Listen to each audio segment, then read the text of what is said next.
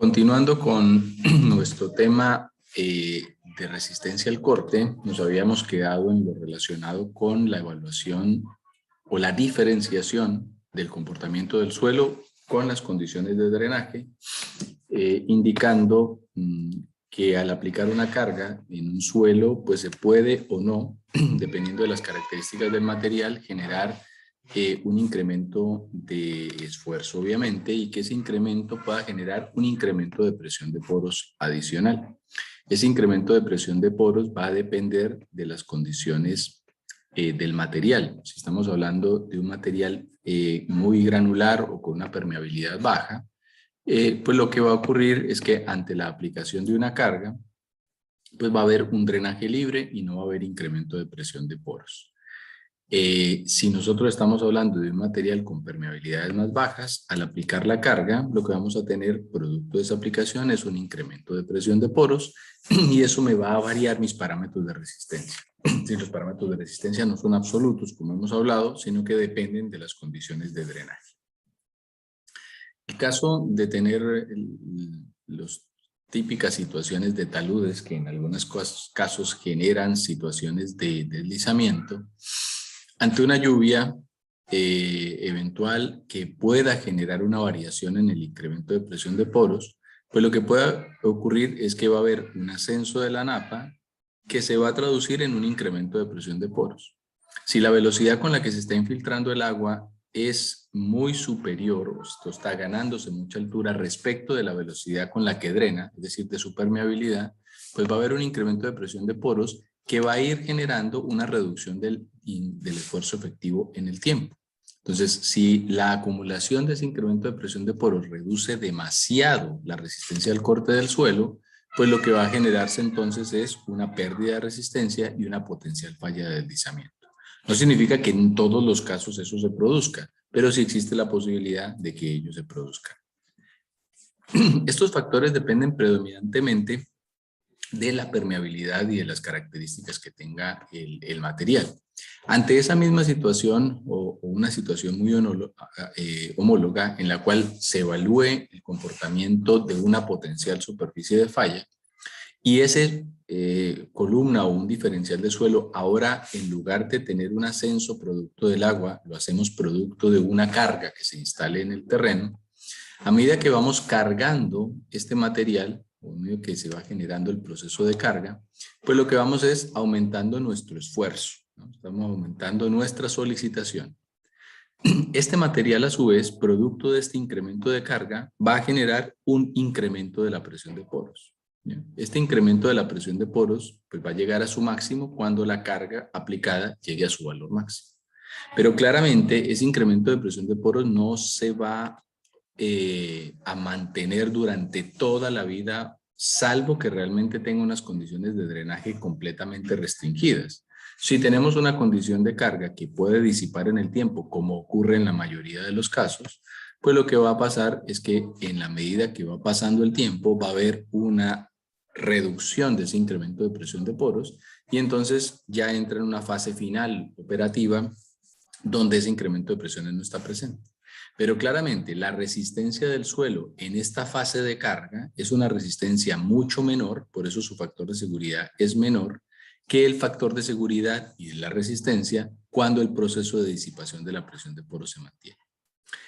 No solamente asociado a ese incremento de presión de poros varía la respuesta del suelo, sino a que los parámetros de resistencia, producto de esto que estoy acá mostrando, pues se ven diferenciados. Así entonces vamos a tener parámetros de resistencia drenados, que es lo que llamamos largo plazo o fase operativa, y parámetros de resistencia en el corto plazo o no drenados, que son los que hablamos en fase constructiva. La diferencia o la que debe de generarse para que en los suelos esté el mismo o en un suelo estén todos los parámetros, corto y largo plazo, va a depender del contenido de material fino, es decir, del contenido de material que hace que el suelo tenga menor permeabilidad. Básicamente, lo que ocurre en todo este proceso es un proceso de consolidación. Si ustedes se fijan, lo que yo estoy mostrando acá en esta segunda curva, es un proceso de carga donde genera un incremento de presión de poros, que es lo que se nos produce en la consolidación, y la reducción de ese incremento de presión de poros en el tiempo es justamente la salida del incremento de presión del agua que se va generando en el tiempo, que es un proceso de consolidación. Por lo que yo no necesariamente voy a tener este comportamiento en todos los tipos de suelo, sino en los suelos que tengan una componente fina importante.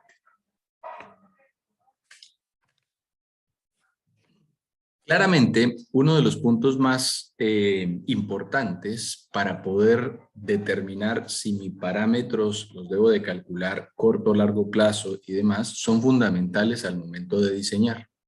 Y claramente, como lo consultan, una de las primeras preguntas que surge es, bueno, ¿y en qué me debo fijar para poder yo determinar o definir si necesito este parámetro o este otro parámetro? La mayoría de los problemas de mecánica de suelos deben de partir con el tipo de suelo. Por eso cuando yo les pongo a ustedes las preguntas, decimos, vamos a poner un ejemplo, para un suelo SM, para un suelo CL, ese punto de referencia es absolutamente fundamental, pese a ser un parámetro bastante preliminar.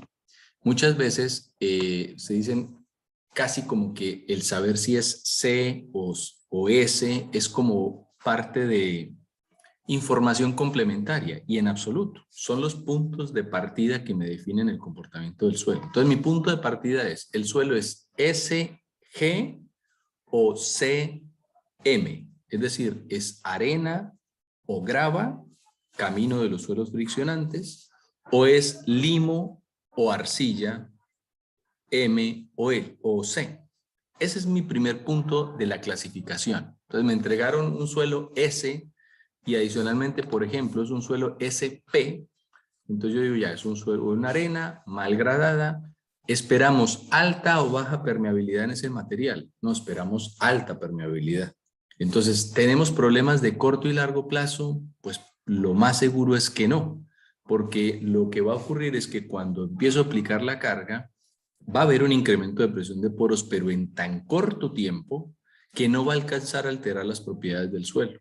Entonces, mi punto de partida es el contenido de finos del 50% del pasante del tamiz 200, que es el que nos permite diferenciar entre los suelos granulares y los suelos finos. Ahora, si nos ponemos quisquillosos y complejos, uno podría decir, bueno, ¿qué pasa con los suelos que tienen contenido fino 48% o 52%, ¿no? Donde es como que casi que sale para un lado o sale para el otro? Bueno, ahí la única alternativa es que yo haga el ensayo correspondiente que me permita evaluar corto y largo plazo y ver la diferencia que hay en esos casos. No es tan poco común. De hecho, en la zona particularmente se me ha presentado esto en los suelos de Catapilco, en esta zona cercana a la ruta 5. Ahí hay varios suelos que están ahí en el punto límite entre que no es ni para un lado ni para el otro. Y lo que uno requiere es, ante la duda, evalúo todo. Pero si estamos en un análisis general, yo lo divido en primera instancia por si el suelo tiene contenido de finos más del 50 o menos del 50. Y ahí, si tengo menos del 50%, entonces me voy por la rama de los suelos granulares, lo cual lo más seguro es que phi en corto y largo plazo sean lo mismo. En el caso de tener más contenido de finos, que es la situación de tener un suelo fino, o un suelo que uno le llamaría cohesivo o arcilloso, ahí en esos casos va a depender de si el material es limoso o arcilloso, la magnitud de la diferencia. Por ejemplo, si tenemos una arcilla donde la permeabilidad es muy, muy baja, claramente va a haber una diferencia muy importante entre los parámetros drenados y los no drenados. Si el comportamiento es más limoso, entonces la diferencia va a existir, pero no va a ser tan grande como la que podemos evidenciar en un suelo arcilloso.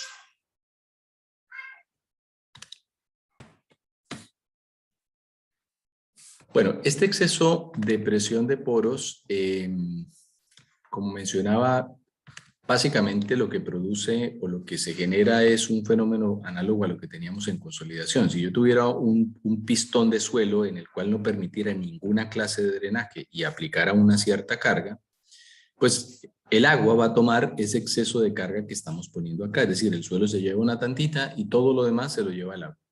Si a esto le generamos un elemento, o sea, unos pequeños espacios para que salga el agua, es decir, haga drenaje, pues ese exceso de presión de poros se va a disipar en el tiempo y básicamente toda esta variación en el tiempo de la presión de poros es el fenómeno de consolidación en pleno. Eso es básicamente lo que se está ocurriendo. Los suelos todos tienen un comportamiento en términos de deformación que puede depender del tiempo. Lo que ocurre es que si estamos hablando de un suelo granular, su dependencia del tiempo es mínima. Es decir, aplicamos una carga y casi que uno podría estar considerando que sus deformaciones son muy cercanas a las instantáneas o graduales en función de que vamos aplicando la carga. Pero en el caso de los suelos finos, ese proceso de compresión depende del tiempo porque puede haber una variación generada por el exceso de presión de poros que varía en el tiempo. Todo esto que estoy hablando no es otra cosa que el proceso de consolidación. O sea, todo esto es la consolidación. Es eso básicamente. El tema es que la consolidación tiene un efecto directo en la deformación, pero no es ajeno a la resistencia. Me afecta temas relacionados con la deformación, pero me afecta temas relacionados con la resistencia. En un suelo arcilloso puro, podríamos decir que el asentamiento es una variable que depende del tiempo, esto predominantemente cuando está saturado, y en un suelo granular el asentamiento en respecto del tiempo es casi constante. Llego acá, marcan un cierto tiempo muy pequeño, que podría ser el tiempo que aplica de aplicación de la carga, y ahí se va a generar un asentamiento que muchas veces de forma simplificada se considera como instantáneo. No es completamente, hay una dependencia del tiempo, debido a que todos los suelos tienen un comportamiento viscoplástico. Pero eso tiene que ver con fenómenos del creep y otros aspectos que no tienen que ver directamente con la situación de carga que estamos acá en este momento mencionando. Adicional al efecto del tiempo, sí, teníamos una pregunta, Sebastián. Sí, profe. ¿Qué pasa cuando con las curvas de la diapositiva anterior, si la carga va aumentando con el tiempo? Claro. La progresividad del asentamiento por la progresividad de aplicación de la carga, esa sí se va a ver reflejada en cualquiera de los dos. O sea, aquí lo que estamos es suponiendo de que se puso una carga y para ese nivel de carga se genera esta curva. Para esa magnitud de carga se genera esta curva. Si yo modificara la carga, o volviera y le aplicara una tanta más, claro, aquí yo vuelvo a inicio. O sea, si voy a aumentar la carga, entonces esta curva debería ir para arriba e ir acumulando más producto de la secuencia de carga. Cuando hablamos del efecto del tiempo es para una misma carga, ¿qué pasa con la deformación en el tiempo? Porque claro, si nosotros vamos aplicando secuencialmente la carga y esa carga depende del tiempo, es decir, en el día 1 aplico 1 kilo, en el segundo día otro kilo y así sucesivamente, claro que voy a tener un efecto del tiempo en la deformación, pero producto de la progresividad con la que estamos instalando la carga en el terreno, que es lo que también pasa en una obra. O sea, nosotros no ponemos el edificio de un momento a otro, ¿cierto? Sino que el edificio se va poniendo con una carga progresiva. Por lo tanto, en fase constructiva no es como que toda la carga esté aplicada, sino que es una fracción. Yo debería definir cuál es la mejor tasa de carga cuando tengo problemas sensibles de deformación. ¿Profe? Sí. ¿Qué pasa cuando hay presencia de cargas móviles, como me imagino que puede ser la minería, donde hay camiones muy grandes moviéndose por sectores y demás? Sí, el comportamiento cíclico de los suelos entramos en otra, digamos, arista de la parte de la mecánica de suelos. Donde analizamos el comportamiento, toda esa carga estática, la carga se mantuvo y varió en el tiempo manteniéndola fija. Si yo tengo un comportamiento cíclico, que el ejemplo que usted pone es muy, muy bueno en términos de que hay grandes cargas que se mueven y varían por movilidad, se une también a cargas, por ejemplo, asociadas también en la minería por temas de explosivos y lo más habitual que tenemos en el país, que son las cargas sísmicas, ¿no? O sea, el efecto de la carga sísmica. Todos esos comportamientos de la parte dinámica ya tienen otra mirada. ¿Por qué? Porque incluso un suelo granular puede tener una variación en sus parámetros de resistencia al corte en corto plazo, en no drenado. La velocidad con la que se puede aplicar una carga en un material puede ser tan alta como en el caso de un sismo, que pongo mucha carga con muy poca, en un instante muy pequeño de tiempo, que empieza a generar incrementos de presión de poros que incluso ni siquiera la arena necesariamente los puede disipar.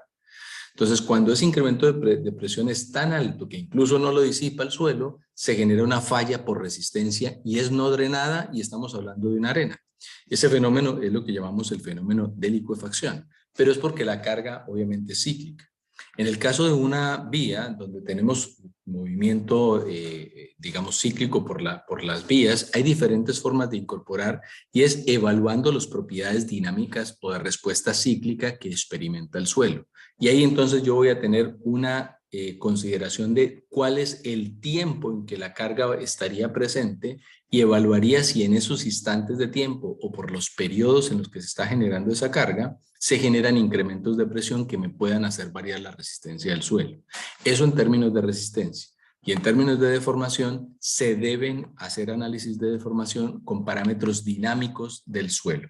Eso en detalle lo vamos a ver en nuestro capítulo 3. Profe, Gracias. Diego, sí.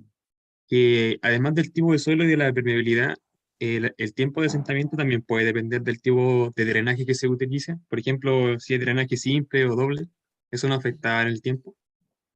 Completamente. La magnitud de la deformación y lo mismo su afectación en los parámetros de resistencia depende del tipo de suelo, porque voy a tener mayor cantidad de deformación en términos de centímetros, ¿cierto?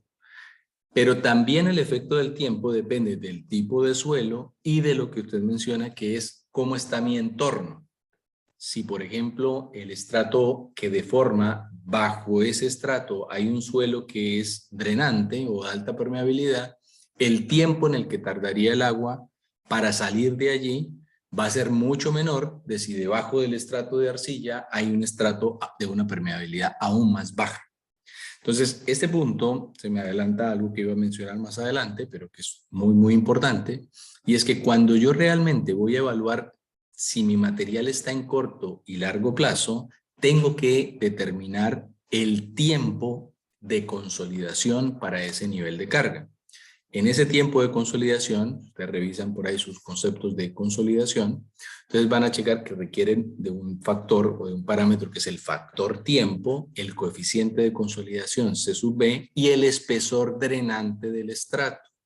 Ese espesor drenante es el que me mencionan, donde dependiendo de si puede salir el agua por arriba y por abajo, si lo podemos decir de una manera muy simplificada, voy a variar completamente el tiempo en el que se produjo la consolidación. Entonces, efectivamente, un parámetro importante de si mi problema es corto o largo plazo, por ejemplo, podría ser comparar tiempo de construcción versus proceso de consolidación.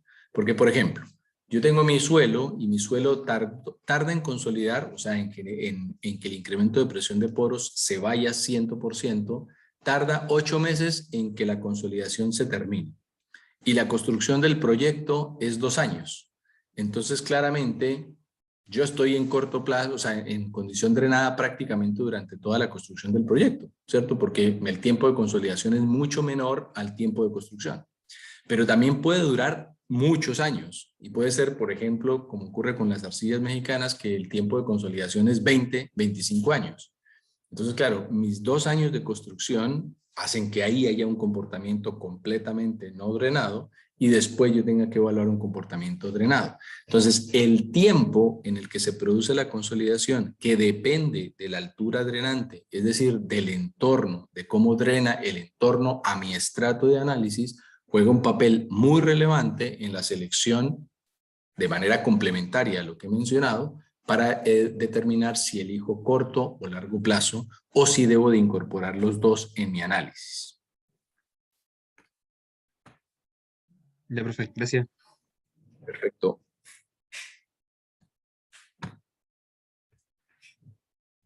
Con respecto a la falla progresiva o a un aspecto de falla progresiva, es que en ingeniería muchas veces lo que hacemos es predefinir una condición límite, y obviamente en geotecnia no ocurre algo diferente, se predefine una condición límite y es imponer una superficie de falla. Y eso lo hacemos prácticamente para todos los tipos de situaciones. Siempre analizamos o hacemos una evaluación incorporando o predefiniendo una superficie de falla. Se predefine una superficie de falla y a partir de allí hacemos un cálculo. Esa definición se le denominan métodos de equilibrio o de análisis o de estado límite. Nosotros, como veíamos cuando determinábamos los parámetros de resistencia, para efectos de resistencia no nos importa el proceso de deformación. No es que el proceso de deformación no importe, no. Para hacer ese cálculo no se incorpora la deformación. Pero tenemos que ser conscientes de que este proceso hace que genere una redistribución de esfuerzos a lo largo de toda mi zona de falla, y no es que en un mismo instante de tiempo todos los puntos entren en rotura, sino que de manera secuencial se va generando esa condición. Es decir, si por ejemplo tengo este talud en el que se hizo esta excavación y realmente esta es mi superficie de falla, pues lo que físicamente va a ocurrir es que quizá el primer punto, el punto A, esté en la zona peak de resistencia, y cuando este punto entra en rotura, se genera redistribución de esfuerzos que hace que solicite más el punto B, y entonces ya el punto B seguiría estar en rotura y de ahí sucesivamente el C hasta llegar y generarse todo el mecanismo de falla. Si realmente estuviese única y exclusivamente el punto A en falla, pues no va a haber una falla del talud. Yo tengo que tener un mecanismo de falla. Entonces, la falla progresiva es algo que los métodos de equilibrio límite no considera. Yo defino que hay un instante como una fotografía de un instante de falla.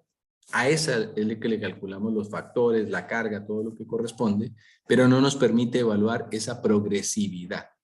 Lo que hacemos para poder incorporar esos análisis es ir a un modelo numérico, y en los modelos numéricos generalmente lo que nos permite es hacer una evaluación de la redistribución de esfuerzos. Solo la distribución de esfuerzos. Porque, por ejemplo, la variable tiempo, como para decir este talud va a fallar en 1 o 5 días, no se puede incorporar en la gran mayoría, por no decir que en todos los métodos, por ejemplo, de estabilidad o de evaluación de un muro o de una zapata. Ese efecto tiempo es muy complejo de considerar. Tiempo por falla progresiva, vuelvo e insisto. El tiempo lo puedo incorporar para efectos de deformación por situación de consolidación, pero no por progresividad de la falla. Y eso es muy importante, particularmente en taludes donde se esté en zonas vulnerables ante alguna situación de riesgo o ante alguna amenaza y que esté en una situación de riesgo muy compleja. Esa progresividad en términos del tiempo es difícil determinarla y requiere de unos análisis mucho más complejos si es que se requiere hacer ello. Entonces, esa incorporación del tiempo depende de otras variables y no necesariamente de lo que anteriormente incorporábamos con el tiempo, hablando de la consolidación. Aprovechando la encuesta que hemos hecho sobre el tema de los pesos unitarios, esto un poco una pregunta relativamente básica, pero que no por eso se equivoca uno a veces en esto. Quiero que aprovechemos la instancia de las diferentes alternativas puestas para clarificar este punto que es fundamental. Para empezar, cuando vamos a calcular un peso unitario, si lo fuéramos a calcular nosotros, hay que recordar que necesitamos tener parámetros base, como son la humedad, el G sub S, la relación de vacíos, y con eso podemos calcular otros más, como son la saturación y las diferentes modalidades de peso unitario. Entonces, aquí hay varias cosas. Si indique un valor de peso unitario de un suelo CL saturado, por lo cual nos están diciendo que es el peso unitario saturado, ¿cierto? El peso unitario saturado. Que nos digan que es un suelo CL, es una arcilla de baja plasticidad, uno podría esperar que los valores del peso unitario estén como hacia el costado de lo menor, sin que necesariamente sea tremendamente bajo, porque puedo tener una arcilla saturada con valor alto, pero no vamos a tener los mismos pesos unitarios que sí podemos observar en una grava, ¿no? Donde su peso unitario va a ser un poco mayor.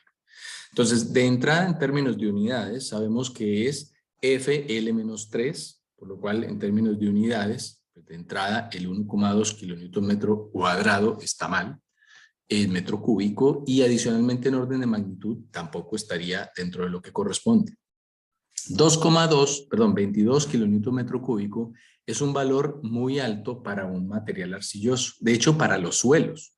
Un suelo, incluso estando en condición de densidad alta, difícilmente llega a ese valor, pudiendo eventualmente tenerlo, pero difícilmente llega. Uno va a tener valores incluso de una grava o de un suelo muy denso, de un suelo como el maicillo, con valores de 21 o 2,1 tonelada metro cúbico, por lo cual es un valor que es muy alto. 0,95 kilonewton metro cúbico puede ser un valor posible si nos están preguntando por el suelo, por el peso unitario sumergido, pero eso implicaría que el saturado fuese 1,95, lo cual ya para ese suelo arcilloso sería un valor alto.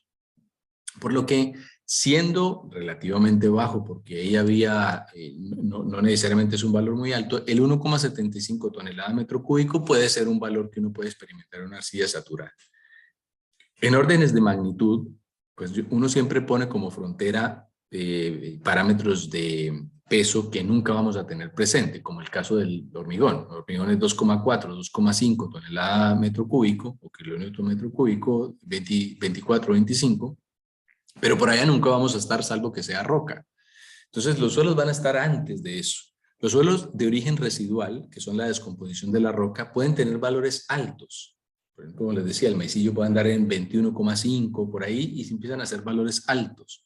Pero de ahí empieza para abajo y en los suelos razonables que no tengan una estructura demasiado abierta o con mucho contenido de finos, uno podría tener que su límite inferior podría estar del orden de 1,4, 1,5 tonelada metro cúbico, siendo 1,4 y 1,5 valores muy, muy bajos, o sea, valores que son muy, muy altos con una estructura muy alta, muy abierta, o sea, con mucho contenido de vacíos.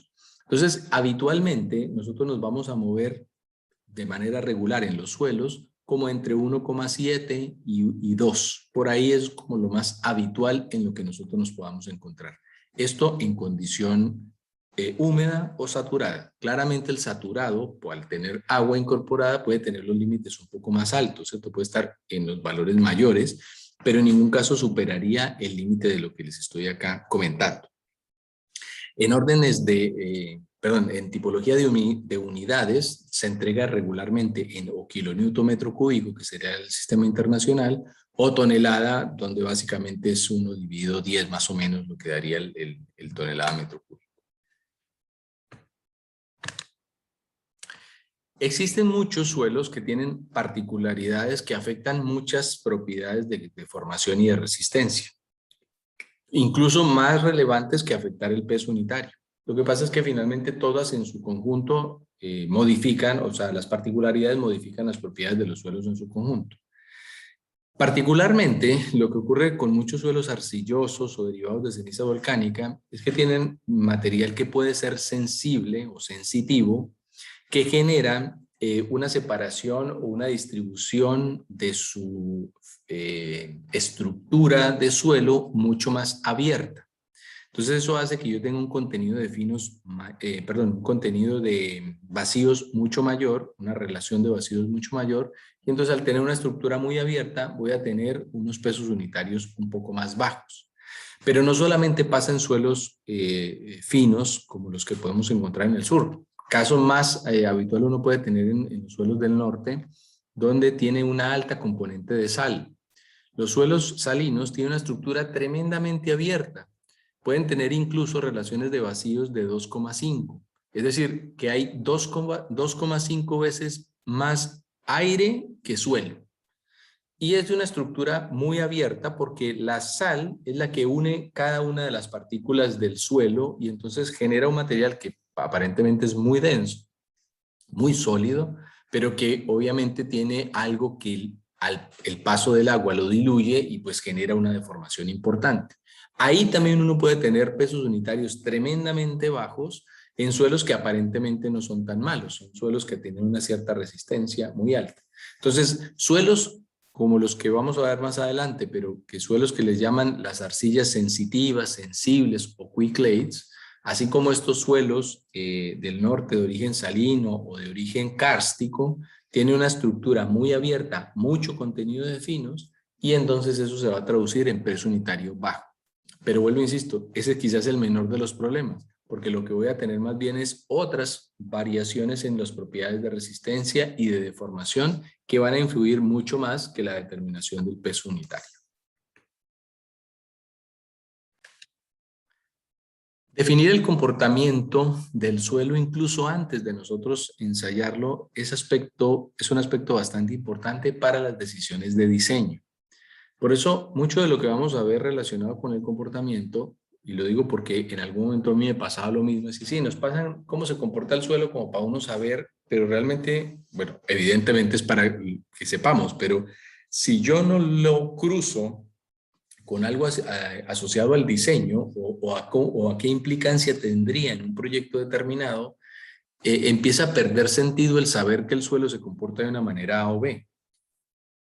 Generalmente, el comportamiento lo definimos o lo mostramos para ejemplificar su respuesta en términos de las curvas esfuerzo-deformación o esfuerzo desviador, que es el sigma 1 menos sigma 3 versus deformación axial, o tau, el tau directamente versus deformación axial. En cualquier caso, las curvas son bastante similares y lo que nosotros vamos a experimentar es una curva que es no lineal, que va a depender de la rigidez del suelo, en qué tan altamente no lineal va a ser, hasta llegar a un peak que lo define mis parámetros de resistencia, cosa que estamos viendo, y después empieza una zona de reblandecimiento a un cierto nivel de deformación que le llamamos de estado crítico.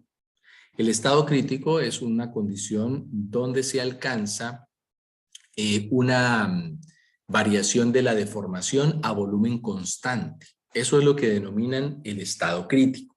Y de ahí le sigue a muy grandes deformaciones, o sea, si yo sigo deformando y se sigue acumulando mucha deformación, se llega a una condición de resistencia que le llamamos residual.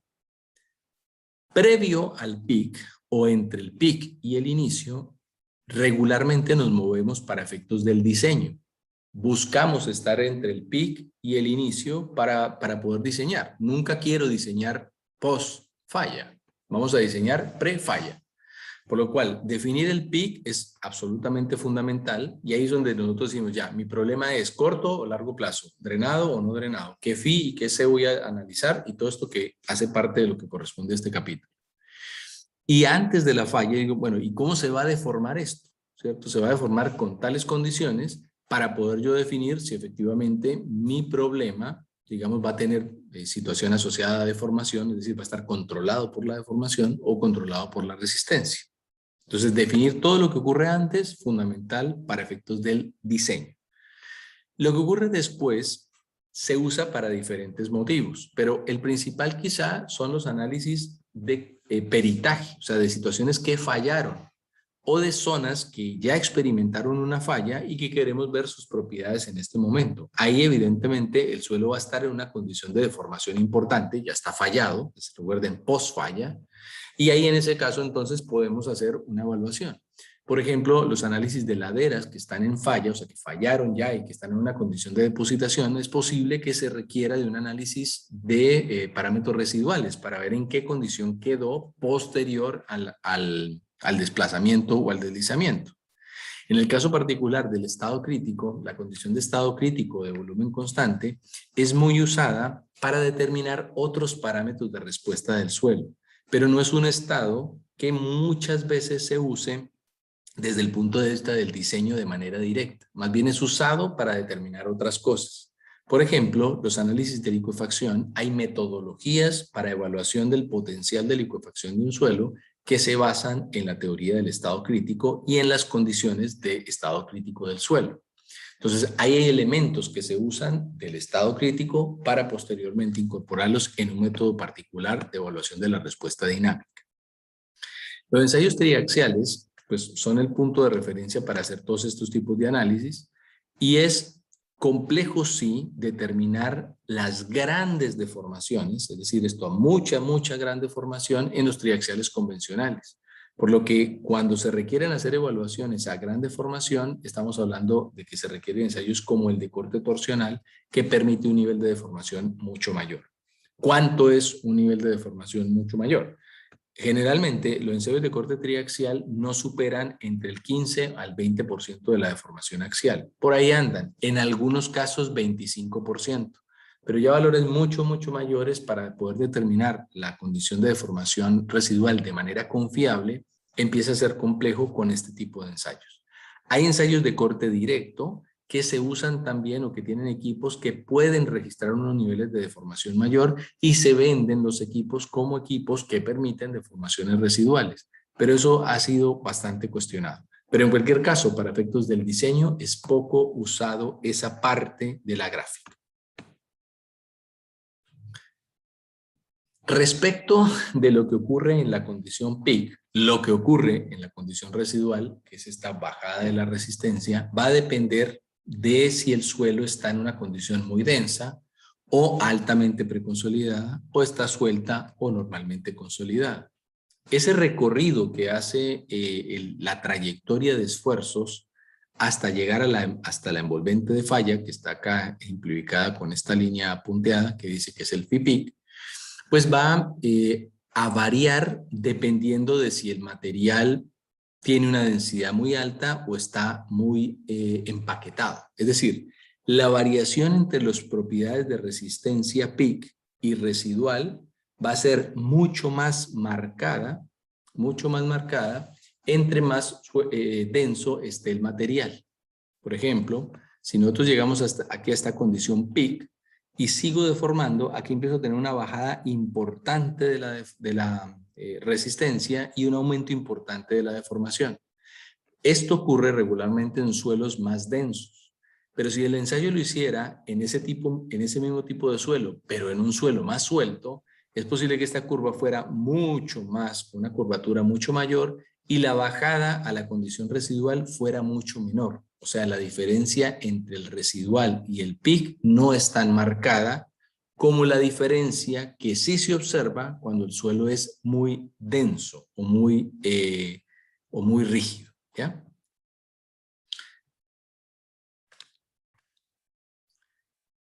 Un paréntesis, la condición de volumen constante o de estado crítico se genera cuando determinamos nuestros parámetros de resistencia en una situación donde la deformación axial aumenta, pero el volumen de la muestra no varía.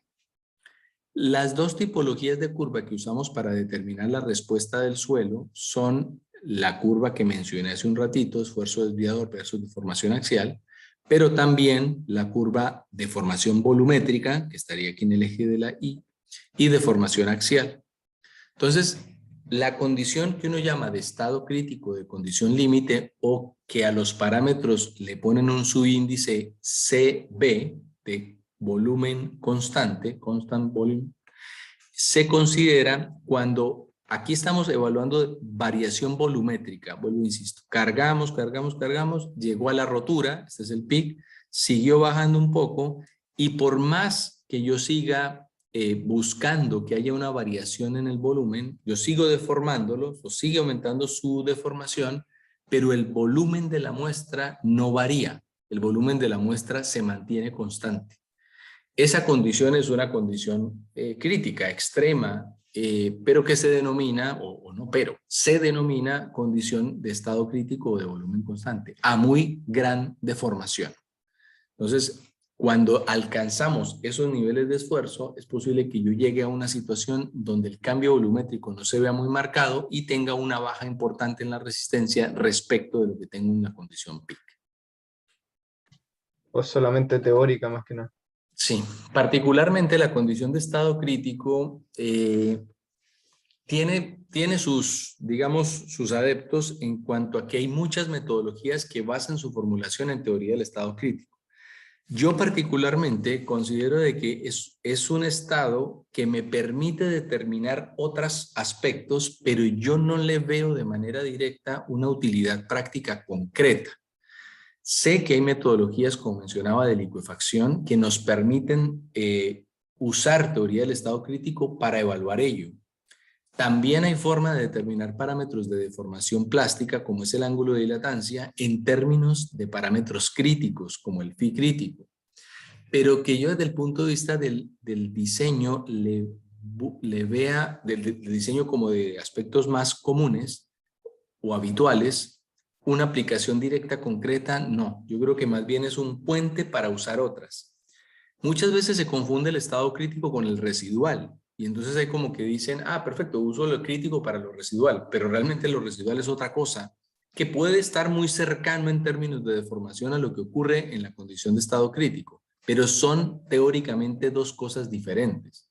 El estado residual es ya lo que queda de resistencia producto de un exceso o una cantidad de formación importante acumulada en el suelo. Bajo esa condición residual incluso no hay cohesión, la cohesión ya se ha perdido por completo y solo tengo un valor de resistencia que es ese valor residual. Ahí yo tengo una utilidad directa, pero yo el crítico como tal sé que lo usan, sé, pero aquí entra como mi opinión personal respecto de que ese uso quizá me permite evaluar comportamiento de manera muy rigurosa, pero no necesariamente tiene una aplicación práctica tan directa como si la tienen otros parámetros.